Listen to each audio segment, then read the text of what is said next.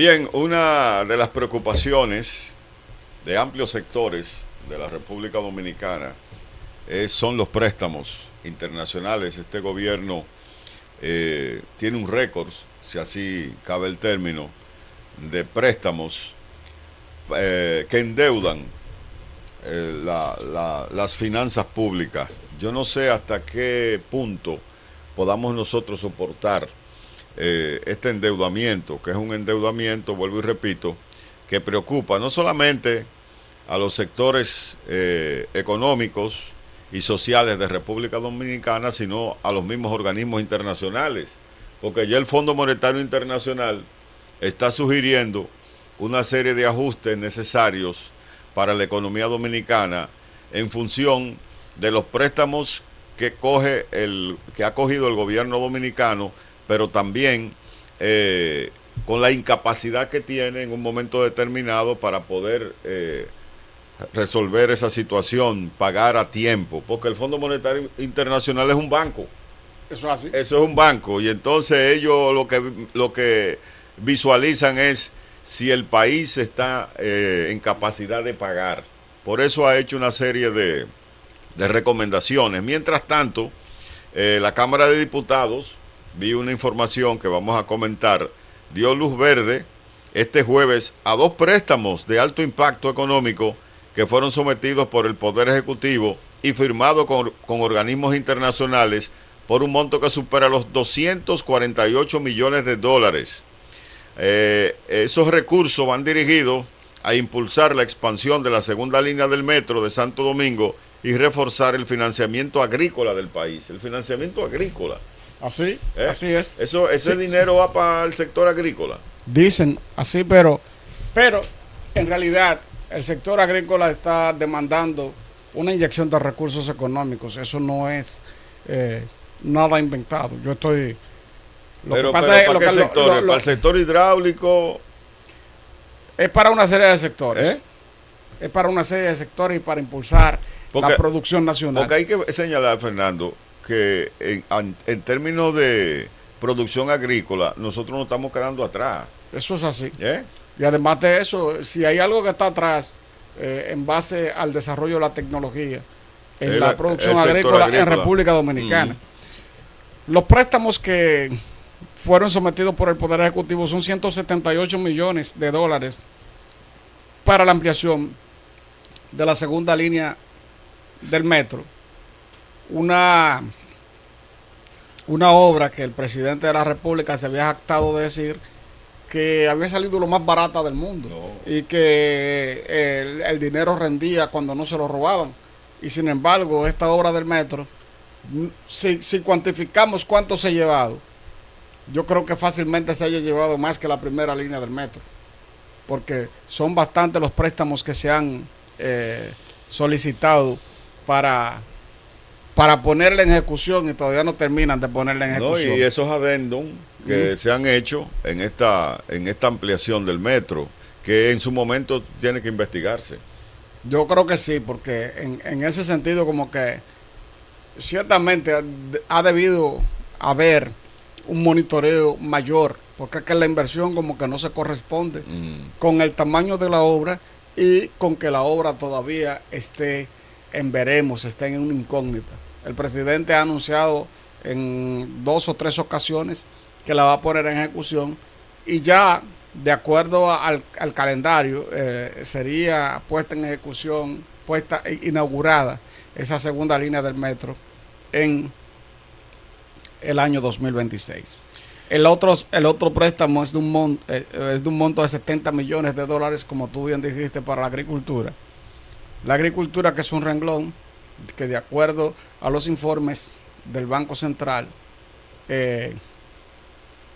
está teniendo problemas porque hay una serie de sectores productivos que se han quejado, entre ellos los productores de cerdo, los productores de arroz también se han quejado en esta ocasión. Sí.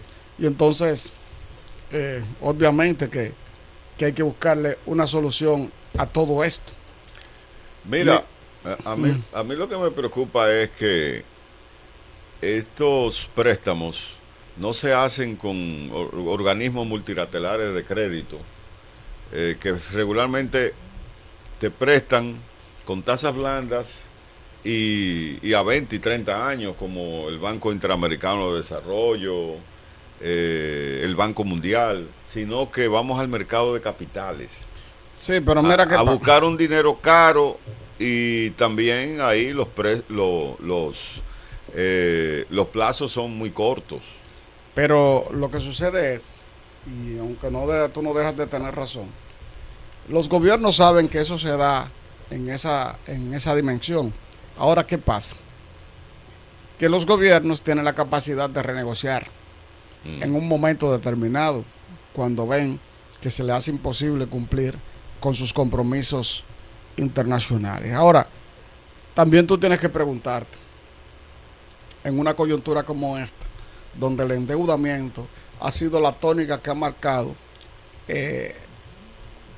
las ejecutorias gubernamentales. Sí, hay que ayudar que ese gobierno no es el único. No es el único, sí, pero ya ha superado todos los otros. Todos los otros. Él solo lo ha superado todos los otros. Entonces, eso también hay que subrayarlo. Pero uno se pregunta, todos los gobiernos que han venido han tomado los préstamos con un argumento: el país tiene capacidad de endeudamiento. Pero la capacidad de endeudamiento se agota. Y esa capacidad de endeudamiento que dicen que nosotros tenemos, también hay que ponerla entre comillas, porque si esa capacidad de endeudamiento va a minar la inversión pública, entonces hay un problema grave. Y de hecho la inversión pública se ha ido minando, porque se supone que si el grueso del presupuesto nacional se lo lleva los compromisos internacionales, entonces ¿en qué estamos? Pero hay un dato que es preocupante y le preocupa a analistas, a economistas y a personas como nosotros que no somos tan expertos, y es que la mayoría de los recursos que se toman muchas veces en préstamos es para pagar deudas, como tú bien señalas, a sectores deficitarios como el sector eléctrico o el sector transporte, pero también para utilizarlo en gasto corriente. El gasto corriente se traga gran parte del presupuesto, un presupuesto que funciona regularmente subsidiado con deudas. Y eso no debe ser. ¿Cuándo vamos a tener un presupuesto ajustado a las realidades del país? Porque eso es como tú, por ejemplo, tratar de vivir por encima de lo que tú ganas. Estamos haciendo eso. Por eso muchas veces yo pongo en duda el llamado crecimiento de la economía en nuestro país, porque es un crecimiento basado en deuda. Mira, no, tú no dejas de tener razón. La economía realmente crece, porque ese crecimiento lo avalan los organismos internacionales. Y se supone que ellos lo avalan para darle la categoría a República Dominicana de ser un ente, ¿cómo te digo? De ser un ente de crédito en el mercado internacional. Ahora bien, ahora mismo tú estás mirando que por más endeudamiento que tengamos, tenemos un clima económico sumamente complejo. Sí. Y ese clima económico que a nosotros se nos presenta nos va señalando o nos va indicando que fácilmente el año que viene el derrotero de la economía dominicana también se siga sustentando en préstamos. No sabemos cuál es el monto que el gobierno contempla para sostener el presupuesto nacional del año que viene, pero de lo que tú puedes estar seguro es de que hay una buena partida que viene de empréstitos internacionales, sí, para sustentar el presupuesto. Eso viene ocurriendo, eso no es situación privativa del gobierno actual. Esa es una situación privativa de todos los gobiernos. Pero yo creo que debe preocuparnos mucho hasta dónde vamos a tener o vamos a sostener esa capacidad de endeudamiento que nosotros estamos llevando como país. Mira, Fernando, yo creo que debemos sincerizarnos. Todos los actores económicos, gobierno, oposición, y articular una narrativa para que la gente comprenda que se necesitan políticas públicas de ajuste, pero políticas públicas de ajuste serio, donde los que tengan más sean los que más se sacrifiquen, porque al final del día tú no le puedes sacar al que no tiene. Pero fíjate una cosa, Francis. Más de lo que ha dado, porque en este país los impuestos descansan regularmente en el consumo, y el consumo afecta a una clase media alta, y también a los pobres, aunque muchos pobres están subsidiados por los programas sociales del gobierno. Pero un país así no va por buen derrotero. Tenemos que ajustar nuestra economía, tenemos que ajustar nuestro presupuesto, ampliando quizás la base impositiva y presionando a sectores de la economía que no tributan y que son muy importantes y que son subsidiados por los fondos públicos. Sí, pero también tú tienes que ver que a nosotros se nos da un informe de que la pobreza en República Dominicana ha bajado tanto. Entonces tú dices, pero cónchale, si la pobreza ha bajado tanto, ¿por qué tenemos que tener un monto tan grande, tan alto, para subsidiar programas sociales? Claro. Entonces, eso es un mentiz de que realmente se ha bajado la pobreza en República Dominicana.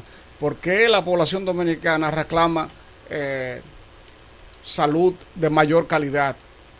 Porque en los últimos años hay que reconocer que el sistema hospitalario dominicano, pese a los esfuerzos que no se le pueden negar al gobierno pasado que hizo para recuperar la estructura física hospitalaria, pero el sistema hospitalario dominicano, en cuanto a atención, en cuanto a eficiencia, ha decaído bastante. Y así mismo estamos en educación, como tú dijiste anteriormente. Entonces, nosotros tenemos que buscar en República Dominicana mecanismos que nos permitan producir recursos que sean un incentivo para la economía. Pero tú estás diciendo que, tú creo que dijiste que necesitamos producir esos recursos mediante una reforma. Mira, aunque yo estoy de acuerdo contigo, no del todo, porque yo también soy dominicano. Pero una reforma seria, sí, reforma seria, y también el gobierno comprometerse a un mejor manejo del gasto. Pero tú sabes porque la calidad del gasto aquí tiene mucho que desear. Por ejemplo, hay instituciones aquí que se embarcan en compras y en proyectos realmente que tú te dices, pero ven acá, esta institución lo que está es dilapidando los recursos que están en sus manos. Sí, pero me decía el amigo economista que yo pude constatar antes de llegar al programa, que el gobierno tiene un problema grave para impulsar una reforma tributaria. ¿Dónde está el problema? Es que la reforma tributaria tiene que promoverse en un ambiente social adecuado. Sí. Cuando tú le sales ahora a la población que tú le vas a aumentar los impuestos. No. Con un déficit de SENASA de 100 mil millones de pesos. Exactamente. Entonces, la población te dice, pero va acá, recupera los cuartos de SENASA y ya no tienes que hacer esa reforma. Y además de eso, dijiste algo que es sumamente importante y necesario, es readecuar el dato, reorientar el el gasto público Mm. que el gobierno lo tiene destinado para el pago de nómina y para el pago de la deuda externa, básicamente. Esos son los dos renglones que están llevando el gasto público. Entonces lo que queda es muy mínimo para invertir, para la inversión pública. Además, si usted hace un ejercicio desde su casa, usted se va a dar cuenta de algo. Tómese en cuenta esto. No es este gobierno. Eso ha pasado en todos los gobiernos. Si el gobierno tuviera que asignar las partidas que por ley dicen las instituciones, Wow, se queda sin chévere. no. Se sobrepasa del presupuesto Claro. y no tuviera un peso para pagar la deuda. No. Un solo peso tuviera para pagar la deuda. Porque Principalmente, por ejemplo, el sector judicial. Que hay que darle, ¿cuánto hay que darle al sector judicial? un 5%. Un 5%. Se Figúrate supone. tú. Habría que darle un 5% a la Universidad Sí. Autónoma de Santo Domingo. Exacto. Habría que darle un 10% Que ya a la- se lleva más de 6 mil millones de pesos Sí. anuales. como más de 7 mil millones. Más de 7 mil millones. Entonces, habría que darle un 10% a los ayuntamientos. Un 4 a la educación. No un 4.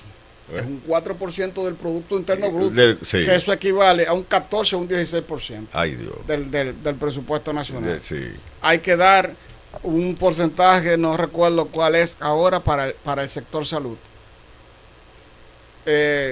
Tendría que destinar, y eso estaría dentro del gasto público, un gran porcentaje para el sector vivienda, para el sector medio ambiente. Entonces, cuando tú vienes a sacar todos los porcentajes que hay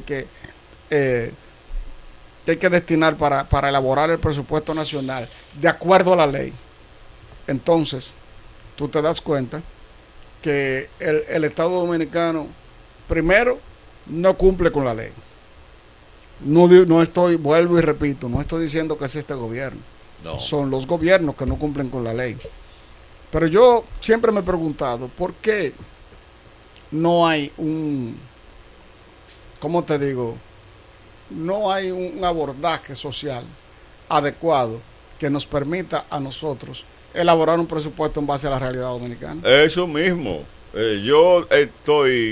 Estamos vinculados a los medios de comunicación durante más de 30 años. Uh-huh. Y yo no recuerdo que se haya hecho un presupuesto ajustado a nuestra realidad económica. Balaguer lo hacía. No. Balaguer tenía un capítulo, ¿verdad?, para endeudarse, Sí, para financiar el presupuesto. Aunque él era sí. un poco tacaño. Era un poco tacaño, pero tenía un pequeño capítulo. Sí. No un capítulo de endeudamiento como lo han tenido los gobiernos después de Balaguer. Porque Balaguer era muy austero en eso. Sí.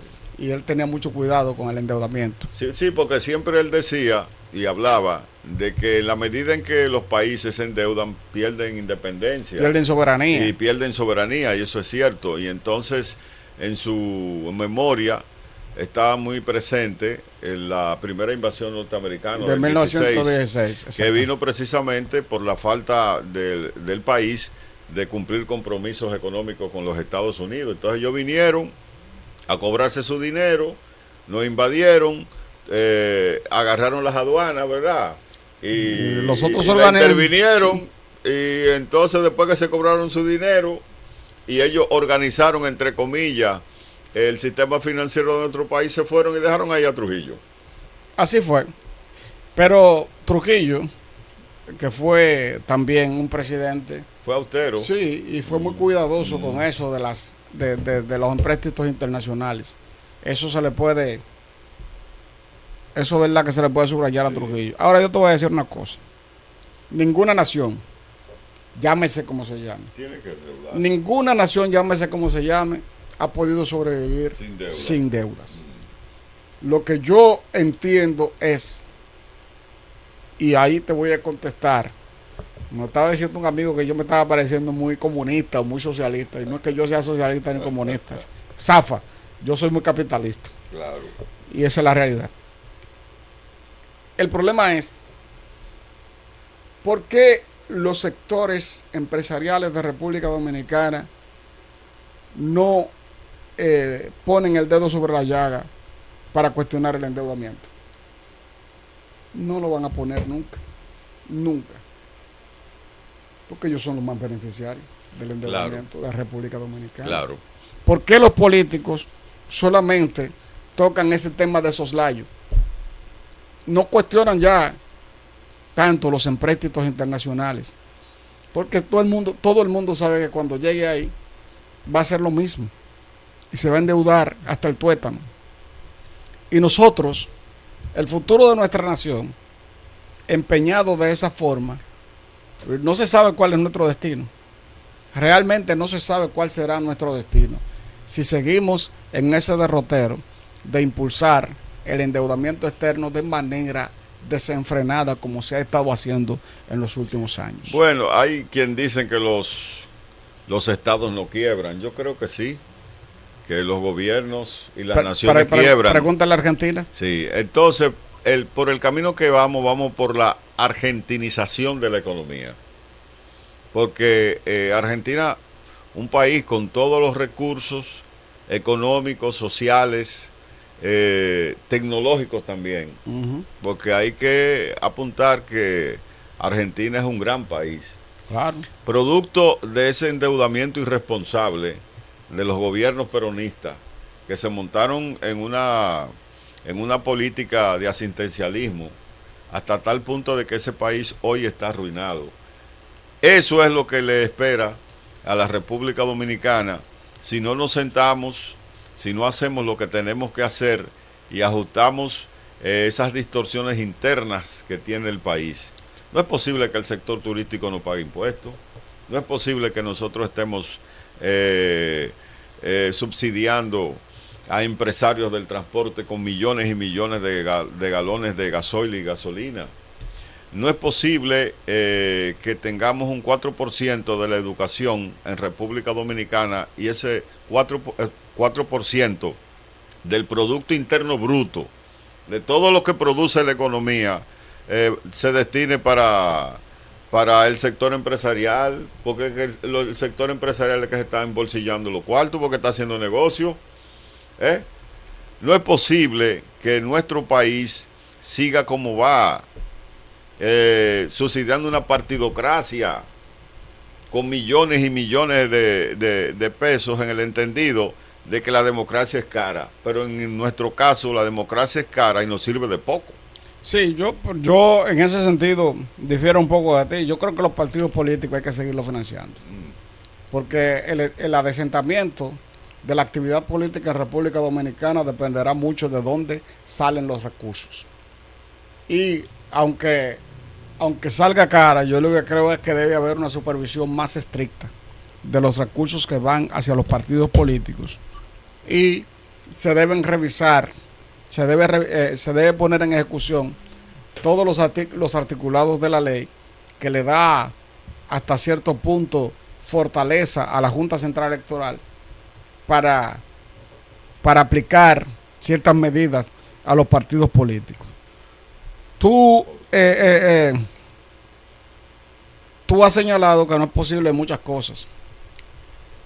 Si tú reduces el subsidio hacia el sector turístico, que recibe algunos 100,000 millones de pesos en subsidios anuales, ya tú no necesitas una reforma tributaria en ese sentido, si tú lo reduces. Pero hay la voluntad.